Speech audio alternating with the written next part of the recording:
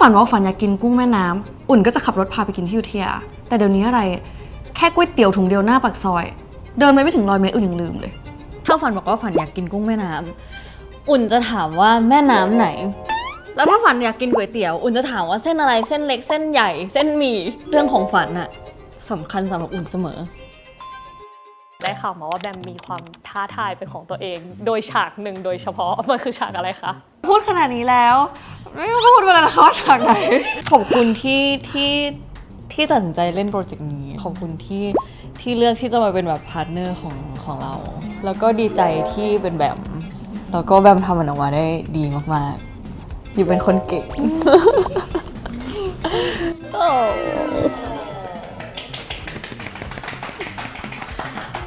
อย่าร้องไห้อย่าร้องไห้อย่าร้องไห้ไม่ต้องร้องไห้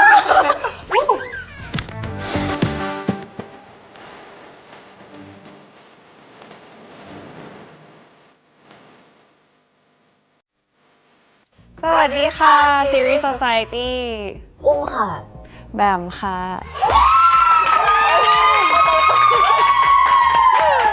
คำถามแรกเลยแบบเบสิกเลยค่ะอุ้มกับแบมมาจับคู่กันได้ยังไงแล้วพอรู้ว่าเราได้คู่กันนะผลงานชิ้นถัดไปรู้สึกยังไงบ้างคะ อยากบอกไหมคะ ก่อนที่จะมาเป็นอุ้มกับแบมมันมีหลายขั้นตอนมากๆมันก็คือการทำแคสปกตินี่แหละค่ะแต่ว่าตอนแรกคือยืนที่อุ้มก่อนเหมือนหาคนที่จะมาแคสกับเราแล้วเคมีตรงที่สุดตอนนั้นก็แคสไปหลายรอบเหมือนกันแล้วเรารู้สึกว่าเป็นอุ้มเองที่ขอว่าอยากให้แบมมาแคสได้ไหมตอนแรกอะที่มาแคสอะสลับโผเกือบเป็นแบมอุ้มแล้ว ตอนแรกคือสลับโผเป็นอุ้มรับบทเป็นพาฝันแล้วก็ให้แบมมาลองแคสเป็นไออุ่นแล้วปรากฏว่าแคสรอบแรกเขารู้สึกว่ามันยังไม่ใช่แล้วเขาก็ยังหาคนอื่นๆต่อไปว่าแบบใครจะมาเป็นไออุ่นดีนะพอแคสไปอีกสักระยะหนึ่งก็ถามว่างั้นให้แบมมาแคสอีกรอบได้ไหมคะแต่ว่าให้แบมมาลองเป็นเล่นเป็นพาฝันได้ไหมเขาก็รู้สึกว่าอันนี้แหละใช่เราก็เลยกลายมาเป็นอุ้มแบมงั้นขอจาก POV ของแบมบ้างว่าตอนแรกแบบเดี๋ยวจะต้องไปแคสคู่กับอุ้มนะแล้วเป็นแบมอุ้มรู้สึกยังไงคะคือตอนแรกผมรู้อยู่แล้วว่าเขามีโปรเจกต์นี้แล้วก็แบบตัวยืนเป็นเขาเล่นเป็นตัวนี้อะไรเงี้ยก็คือมีการคุยกันเพราะว่าเราแบบคุยกันอยู่แล้วเขาก็จะเล่าให้ฟังแล้วมันจะมีโปรเจกต์นึงไทม์ไลน์มันใกล้ๆกันเลยค่ะซึ่งไม่ใช่โปรเจกต์เกิร์ลเลิฟเราก็เห็นเขาแบบวุ่นวายกับการแคสของเขาอยู่อะไรเงี้ยค่ะแล้วของเรามันคือแบบโอเคมันใกล้ๆจะจบแล้วเนี่ยค่ะแล้วก็อยู่ดีเขาก็โทรมาให้ลองไปแคสได้ไหมอะไรเงี้ยค่ะผมก็ตกใจนิดนึงพอไปแคสปุ๊บมันไม่ใช่อะไรเงี้ยค่ะแล้วก็ก็เลยนั่งคุยกันว่าแบบแล้วถ้าลองสลับดูจะเป็นยังไงเขาก็ถามว่าแบบรู้สึกคลิกกับตัวไหนมากกว่าผมก็เลยบอกพี่อุ้มว่าแบบเฮ้ยจริงๆแล้วถ้าสมมติว่าเล่นกับเขาเล่นกับยูแบบรู้สึกว่าตัวพาฝันน่าจะใช่กว่าอะไรอย่างเงี้ยค่ะก็ลองไปแคสกันอีกรอบนึงพอทำแคสติ้งเสร็จเห็นหลังกล้องทุกคนก็แบบโอเคอันนี้น่าจะใช่กว่าอะไรอย่างเงี้ยค่ะเท่าที่ฟังแคสติ้งมันดูเรียกว่าอะไรยาวนานและหลายคนมากอะไรที่ทำให้รู้สึกว่าคนนี้แหละเอาคนใกล้ตัวดีกว่าเอาแบมเวิร์กที่สุดแล้วก็จริงๆคือมันมาจากที่เราสนิทกันอยู่แล้วหมายถึงว่าเราไปนั่นไปนี่ด้วยกันบ่อยๆอยู่แล้วค่ะแล้วก็ณตอนนั้นเราก็รู้สึกว่าคนที่จะมาเป็นพาร์ทเนอร์เราในระยะยาวมันควรจะเป็นคนที่เราแบบสบายใจที่สุดซึ่งทุกคนก็เห็นตรงกันคืออุ้มไม่ได้ไปแบบล็อบบี้ทุกคนว่าต้องเลือกแบบอย่างเงี้ยไม่ใช่แต่เหมือนแบบก็ถามความเห็นว่าทุกคนมีความเห็นว่ายังไงเขาก็บอกว่าก็จริงๆมันก็ควรจะเป็นคนที่เราอยู่ด้วยเราสบายใจที่สุดอยู่ด้วยเราไม่อึดอัดโดยเฉพาะแบบคนที่แบบ introvert แบบเรา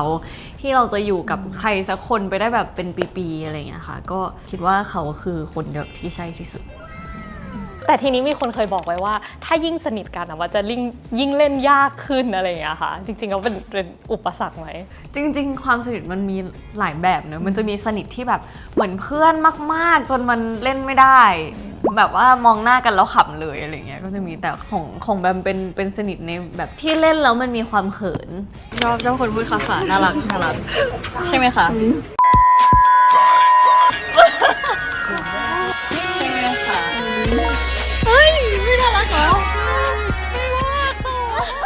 คือมันไม่ใช่แบบเพื่อนกันที่เห็นหน้ากันแล้วขำหรือแบบอะไรอย่างนั้นมันเป็นความสนิทที่มันว่ามันสามารถพัฒนาต่อได้แล้วเราก็ค่อยๆพัฒนา ระหว่างทางที่ทำโปรเจกต์นี้ด้วยค่ะรักเติมเต็มคือน่าจะเป็นแบบ big change แล้วก็แบบ big challenge ของทั้งคู่เลยคือแบมก็มาเข้า girl love แถมเป็น girl love ที่เป็นคู่แต่งงานแล้วอีกต่างหากอะไรอย่างเงี้ยค่ะเป็นคู่รักแซฟฟิกซึ่งการแสดงครั้งนี้มันถือเป็นการเปลี่ยนแปลงครั้งใหญ่สำหรับแบมไหมคะถือว่าเป็นก้าวที่ใหญ่ที่สุด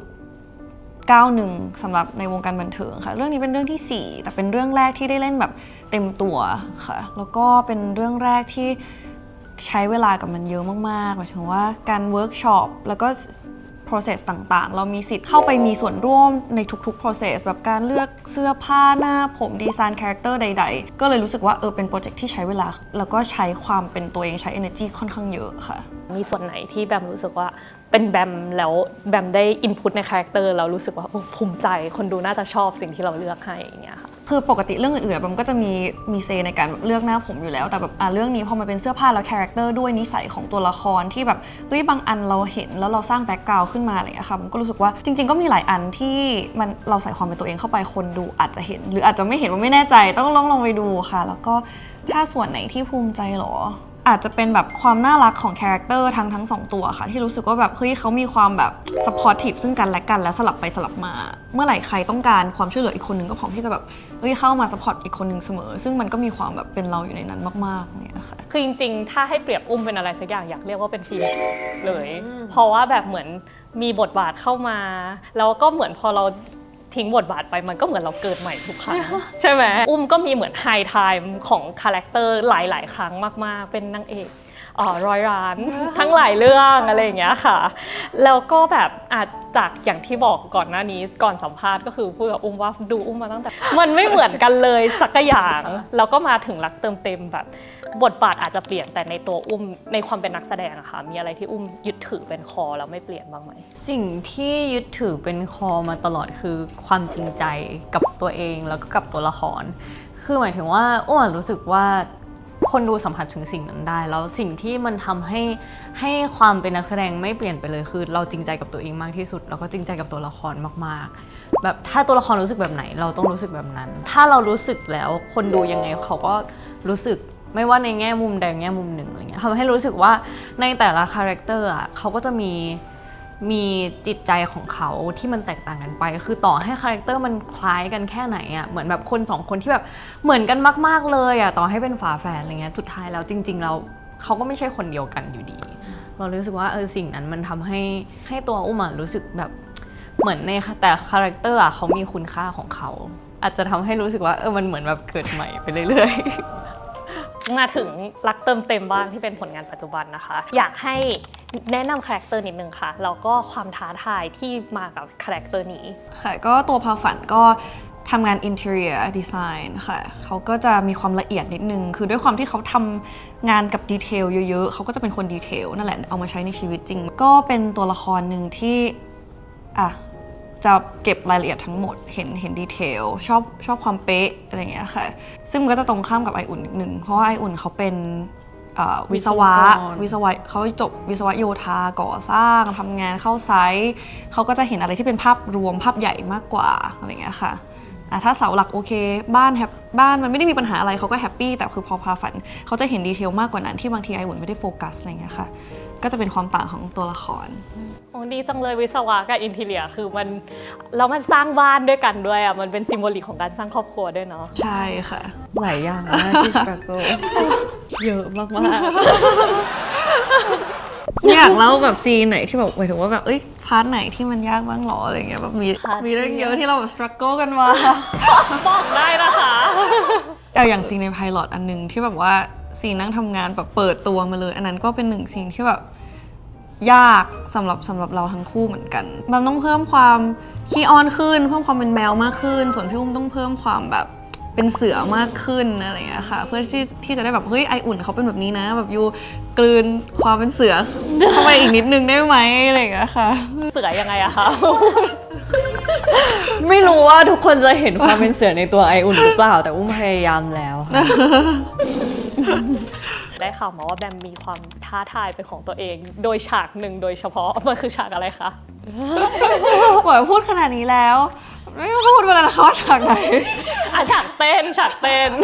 ใช่เป็นซีนที่ขอ request แบบเวิร์กช็อปพิเศษเพราะจริงๆตอนแรกมันจะไม่มีเหมือนทีมเขาก็แบบเดี๋ยวจะมีฉากเต้นนะคะแบบเต้นเซ็กซี่นิดนึงเหมือนเต้นให้เขาดูเป็น special show อะไรอย่างเงี้ยค่ะก็ตรงก็เลยแบบ เต้น2 คนคนดูทั้งประเทศ ทำใจไปแล้วแป๊บหนึ่งแล้วก็เลยบอกเขาว่าขอเวิร์กช็อปครั้งหนึ่งได้ไหมเนี่ยค่ะเพราะว่าเบสิกการเต้นมันแบบแทบจะศูนย์คือเกิดมาไม่เคยเต้นแบบตัวแข็งแล้วก็ไม่ได้สนิทกับร่างกายตัวเองขนาดนั้นแล้วถ้าให้มาทำแบบเต้นให้คนอื่นดูอีกแบบยิ่งยากเข้าไปใหญ่สำหรับเราแล้วแบบต้องเต้นเซ็กซี่ตอนที่ได้รับโจทย์แบงค์ประมาณนี้เลยค่ะ แต่เขาทำมันออกมาได้ดีเขาทำมันออกมาได้ดีมากมันดูเซ็กซี่จริง อะไรที่ไม่คิดว่าจะได้ทำไม่คิดว่าจะต้องทำก็ต้องมาทำในโปรเจกต์นี้แหละค่ะ อีกอย่างที่คนแบบเหมือนชมมากหลังจากที่แบบปล่อยทีเซอร์คือพาร์ทดราม่าของทั้ง2 คนนะคะอยากให้เล่าถึงตรงนี้หน่อยได้ไหมหรือว่าคอมเมดี้กับเซ็กซี่เนี่ยยากกว่าดราม่า ดราม่าก็มีความยากเนอะ ยาก เป็นซีนที่แบบทะเลาะกันครั้งใหญ่ ใช่ค่ะ ในเรื่องเลยค่ะเป็นคิดว่าสำหรับแบบน่าจะเป็นดราม่าแบบใหญ่ที่สุดแล้วในเรื่องนี้อะไรอย่างเงี้ยค่ะถามว่ายากไหมโชคดีสำหรับบัมอะบัมรู้สึกว่าโชคดีที่เราถ่ายกันตอนใกล้จะปิดกล้องแล้วเราเข้าใจตัวละครบัมเข้าใจตัวละครมากๆแล้วเข้าใจปมเขาแล้วก็แบบด้วยความที่เราแบบเวิร์กช็อปกันมาเยอะอย่างเงี้ยค่ะซีนนั้นก็เลยทำให้บัมแบบกลืนได้เร็วแล้วก็แบบทำออกมาได้ประมาณนั้นอะไรอย่างเงี้ยค่ะ วันนั้นยากมากเลยใช้เวลากับซีนนั้นเยอะมากๆมันเหมือนแบบเป็นวีคที่เราถ่ายกันติดกันหลายวัน มากๆอะแล้วไอ้วันที่ไม่ได้ถ่ายก็คือทำงานมันก็เลยเหมือนแบบว่ามันหนักมากๆแล้วซีนนั้นเหมือนแบบแบมอะพร้อมก่อนแบบนานมากอะในขณะที่ตอนนั้นคือเหมือนแบบว่ามันต้องเหมือนค่อยๆแคร็กอะไรบางอย่างแล้วถึงจะรู้สึกซีนนั้นก็คือขอบคุณเขามากๆที่แบบว่าขอบคุณเขาขอบคุณทีมทุกฝ่ายที่แบบให้เวลากับซีนนั้นมากๆแล้วก็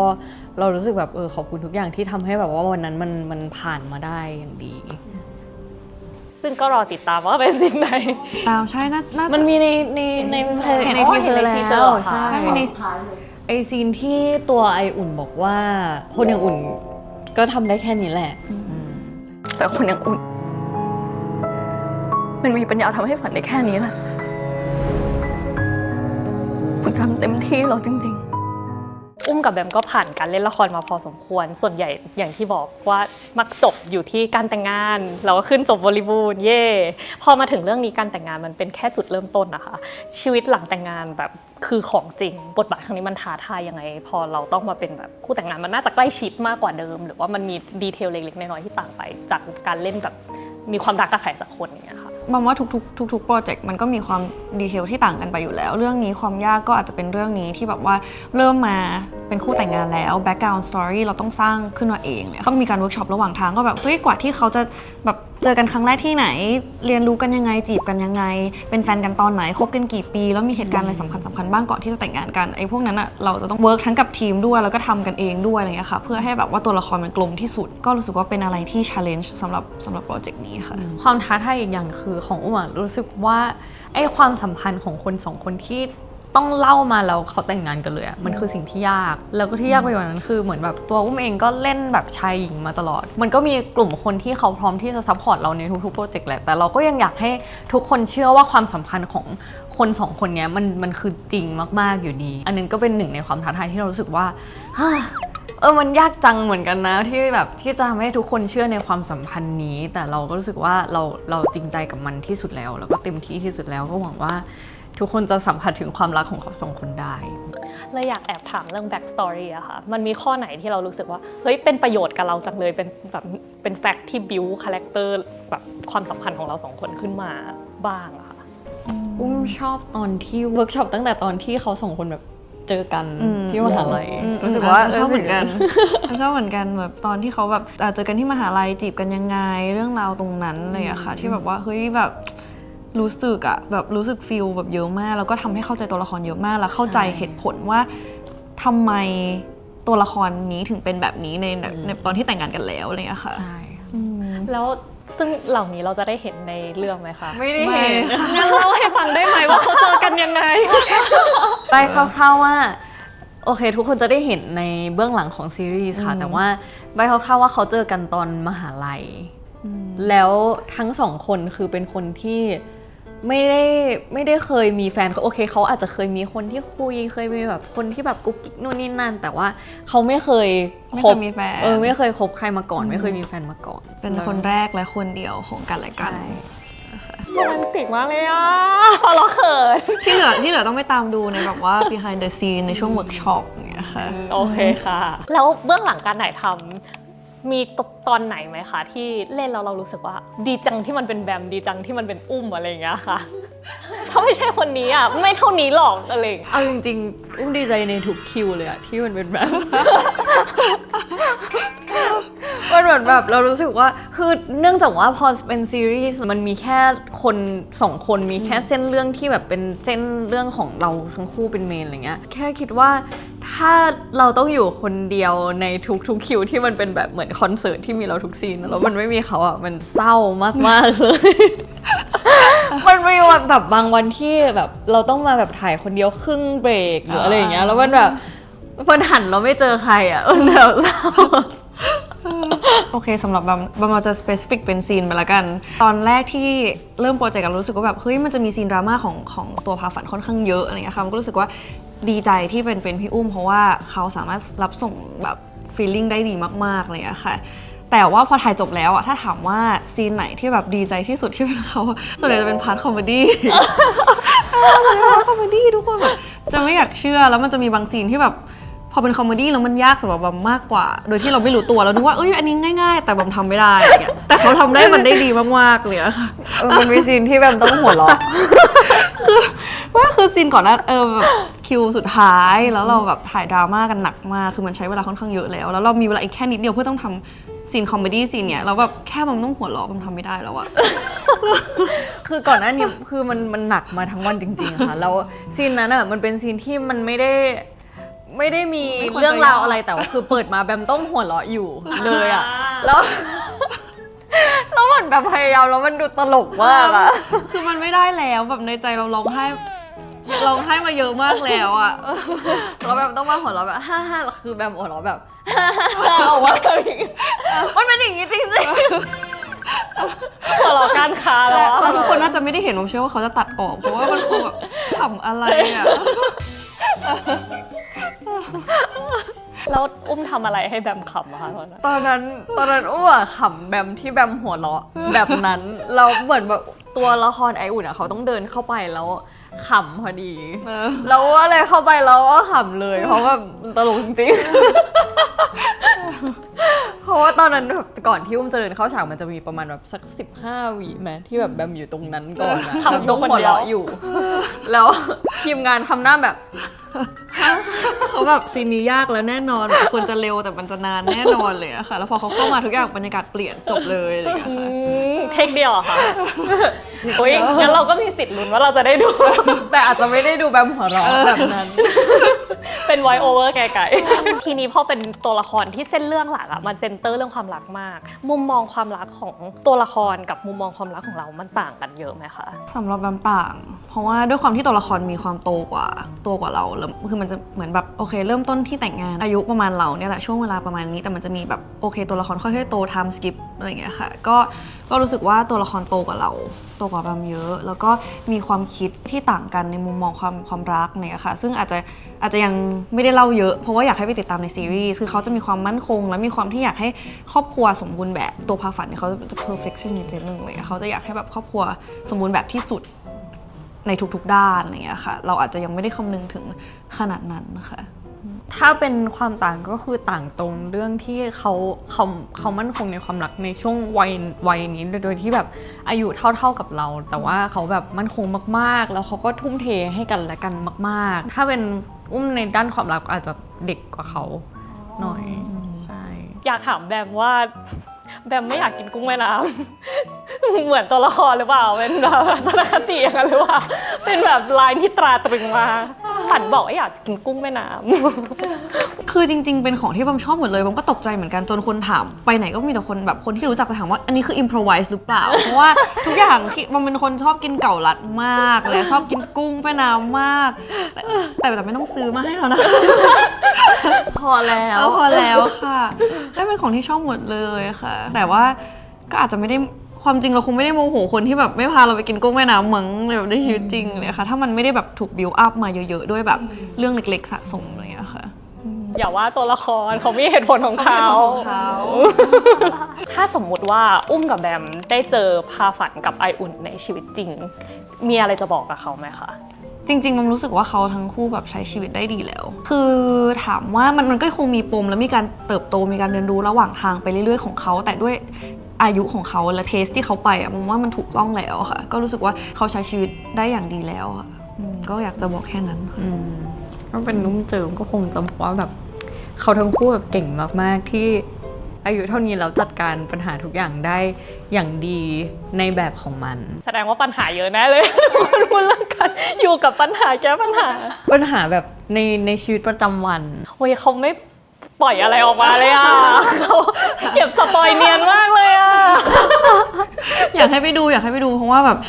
ในทุกๆตอนมันจะมีปมของเขาเองมีเส้นเรื่องของเขาเองนะคะก็รู้สึกว่าต้องติดตามในทุกๆตอนจริงๆอะค่ะถึงตอนนี้สังคมมันจะมีความเปิดกว้างมากขึ้นแล้วอะไรเงี้ยค่ะแต่บางคนอาจจะยังแยกซีรีส์แซฟฟิกออกจากแบบเหมือนละครไทยแบบที่เราคุ้นเคยอยู่สำหรับอุ้มกับแบมเนี่ยมีมุมมองกับเรื่องนี้ยังไงบ้างอะคะรวมไปถึงการรับบทบาทต่อจากนี้เรายังโอเพนกับทุกอย่างอยู่ไหมหรือว่าเราอยากสติ๊กที่อุ้มแบมก่อนจริงๆเราก็ไม่ควรจะปิดกั้นอะไรเนาะเพราะว่าเราก็ไม่รู้ว่าในอนาคตแบบเราจะไปอยู่ตรงไหนเราจะมีโอกาสอะไรเข้ามาบ้างความต้องการตอนนี้กับความต้องการในอนาคตต่อจากนี้อาจจะเปลี่ยนไปแล้วก็ไม่มีทางรู้แต่แบบโอเคตอนนี้นี่คือสิ่งที่เรากำลังทำอยู่นี่คือสิ่งที่เรากำลังโฟกัสอยู่แล้วเราคงทำมันให้แบบดีที่สุดสำหรับอุ้มว่ามันข้ามได้หมายถึงว่าจริงๆแล้วนักแสดงก็คือนักแสดงนั่นแหละแล้วก่อนหน้านี้อุ้มก็เล่นชายหญิงปกติมานานมากๆแล้วอุ้มก็มาเล่นเกิร์ลเลิฟอุ้มรู้สึกว่ามันไม่ได้สำหรับเราไม่ได้รู้สึกแตกต่างอะไรเพราะว่าความรู้สึกของความรักของมนุษย์อะมันก็คือความรักมันไม่ได้แยกเพศขนาดนั้นความรู้สึกเรามันไม่ได้ซับซ้อนอะรักก็รักชอบก็ชอบเกลียดก็เกลียดไม่ชอบก็ไม่ชอบแค่นั้นเราเลยรู้สึกว่ามันไม่ได้แตกต่างสำหรับอุ้มนะณตอนนี้เรารู้สึกสังคมมันเปิดกว้างมากขึ้นแล้วก็โอเคมันก็ยังมีคนบางส่วนแหละที่ตั้งคำถามว่าทำไมถึงมาเล่น Girl Love ทำไมถึงไม่เล่นชายหญิงปกติแต่เรารู้สึกว่าตราบใดที่เรายังตั้งตัวว่าแบบเราเป็นนักแสดงอะไม่ว่าบทบาทอะไรมันก็เล่นได้เล่นเป็นคนบ้ามันก็ยังเล่นได้เลยทำไมมาเล่นเป็นผู้หญิงรักผู้หญิงจะไม่ได้แล้วในอนาคตเราก็ไม่ได้จะสตริกตัวเองขนาดนั้นว่าเล่น Girl Love แล้วแบบจะต้องแบบ Girl Love ต่อไปตลอดไปอะไรเงี้ยถ้ามันมีบทบาทอื่นๆที่มันเข้ามาก็ยังเชื่อก็รู้สึกว่ามันก็ถ้าน่าเล่นมันเราก็อยากเล่นอยู่ดีอุ้มกับแบมมีเป้าหมายไหมคะว่าอยากจะเป็นนักแสดงแบบไหนในสายตาผู้ชมสำหรับแบมมีเป้าหมายในทุกๆอย่างที่แบมทำอยู่แล้วค่ะแบบไม่ใช่แค่การแสดงแต่ทุกๆงานที่แบมทำอ่ะคือเราไม่รู้ว่าเรามีโอกาสทำมันได้นานเท่าไหร่เราไม่รู้ว่าแบบโอกาสแบบนี้จะมีมาอีกไหมเพราะฉะนั้นเป้าหมายในทุกๆโปรเจกต์ของแบมคือทำให้มันดีที่สุดแบบเราได้รับมาแล้วเราต้องทำให้เห็นว่าแบบนี่คือสุดแล้วของเราถึงแม้ว่าจะเป็นเรื่องแรกถึงแม้ว่าเราทำครั้งแรกแต่แบบเอาท์คัมออกมามันต้องดีที่สุดแล้วเราต้องไม่เสียใจเราต้องแฮปปี้กับมันในทุกๆชิ้นงานที่เราทำเนี่ยค่ะก็โปรเจกต์นี้ก็เป็นโปรเจกต์หนึ่งที่ตั้งใจมากแล้วก็มันก็เชื่อว่าถ้าแบบในอนาคตมันได้ร่วมงานกับคนอื่นๆโปรเจกต์อื่นๆอะไรเงี้ยค่ะมันก็คงจะยังใช้ความตั้งใจเดิมในการทำในทุกๆอย่างที่มันทำค่ะสำหรับอุ้มเป้าหมายถ้าเป็นในด้านการแสดงเรารู้สึกว่าอุ้มอยากจะเป็นนักแสดงที่คนดูเชื่อไม่ว่าจะในบทบาทอะไรเรารู้สึกว่าถ้าคนเขาดูแล้วเขารู้สึกว่าเชื่อแล้วเขารู้สึกว่าแบบเขาอินไปกับตัวละครนั้นหรือแบบมัน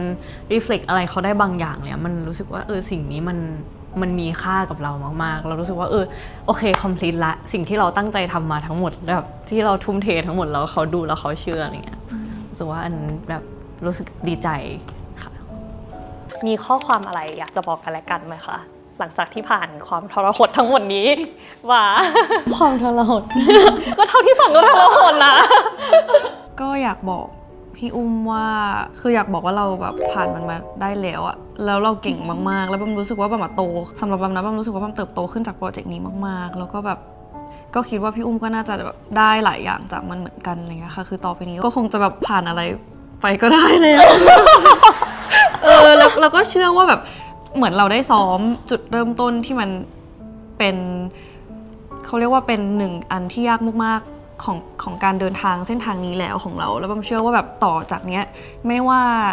มันจะยากแค่ไหนอะมันก็ไม่ได้ยากเกินแบบความสามารถของเราสองคนหรอกนะ อะไรรู้เห็นแล้วเสียงในหัวมันเดินนะ ก็ถ้าของอุ้มก็คืออยากบอกแบมว่า ขอบคุณที่ตัดสินใจเล่นโปรเจกต์นี้แล้วก็แบบว่าขอบคุณที่เลือกที่จะมาเป็นแบบพาร์ทเนอร์ของเรา แล้วก็ดีใจที่เป็นแบบคือถ้าไม่มีแบมในทุกๆคิวบอกเลยว่าแบบมันคงยากมากๆสำหรับเราแล้วก็เราได้เติบโตกันจริงๆนั่นแหละสำหรับแบบโปรเจกต์นี้คือต่อให้เราจะแบบว่าเล่นมาละครมาเป็น10เรื่องหนังมาแบบหลายเรื่องอะไรเงี้ยแต่ว่าในทุกๆโปรเจกต์อะมันมีสิ่งที่ยากเสมอแล้วก็สิ่งนี้คือมันผ่านมาได้เพราะว่ามันมีแบมจริงๆ รู้สึกว่าขอบคุณทุกอย่างที่อะไรก็ตามที่ทำให้เราได้แบบมาเล่นโปรเจกต์นี้ด้วยกันแล้วก็แบมทำมันออกมาได้ดีมากๆอยู่เป็นคนเก่ง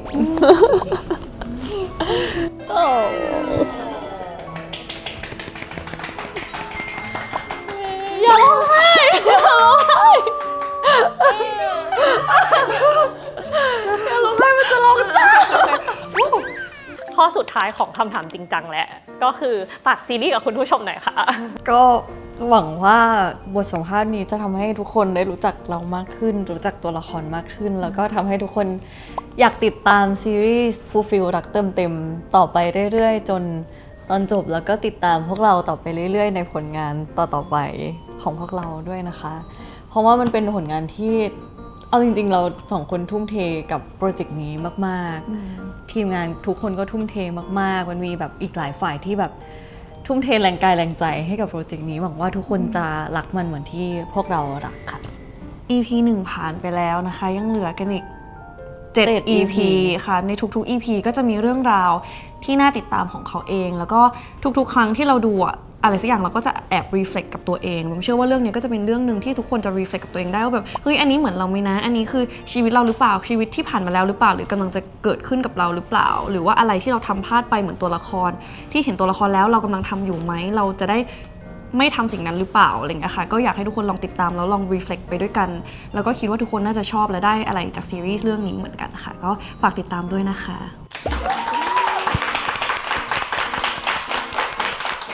เรามีบทมาค่ะเพราะว่าคือไม่ว่าจะไพลอตหรือว่าจะทีเซอร์หรืออะไรทุกคนก็ยังคงพูดถึงประโยคเด็ดของแบม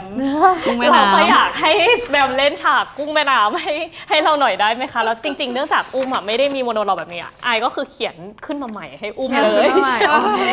ทำแล้วคนดู ออริจินอลแบบนี้ ถ้าฝันบอกว่าฝันอยากกินกุ้งแม่น้ำอุ่นก็จะขับรถพาไปกินที่อยุธยาถ้าฝันบอกว่าฝันอยากกินเกาลัดอุ่นก็จะขับรถพาไปกินที่เยาวราชไม่ว่ามันจะไกลแค่ไหนอุ่นก็จะพาไปแต่เดี๋ยวนี้อะไรแค่ก๋วยเตี๋ยวถุงเดียวหน้าปากซอยเดินไปไม่ถึง100 เมตรอุ่นยังลืมเลย ถ้าฝันบอกว่าฝันอยากกินกุ้งแม่น้ำอุ่นจะถามว่าแม่น้ำไหน ถ้าฝันบอกว่าฝันอยากกินเกาลัดอุ่นก็จะถามว่าเกาลัดพันธุ์อะไร แล้วถ้าฝันอยากกินก๋วยเตี๋ยวอุ่นจะถามว่าเส้นอะไรเส้นเล็กเส้นใหญ่เส้นหมี่วุ้นเส้นน้ำหรือแห้งพริกป่นหรือพริกขั่วต้มยำหรือว่าน้ำใสไม่ว่ามันจะไกลแค่ไหนอุ่นก็จะพาไปเรื่องของฝันน่ะสำคัญสำหรับอุ่นเสมอ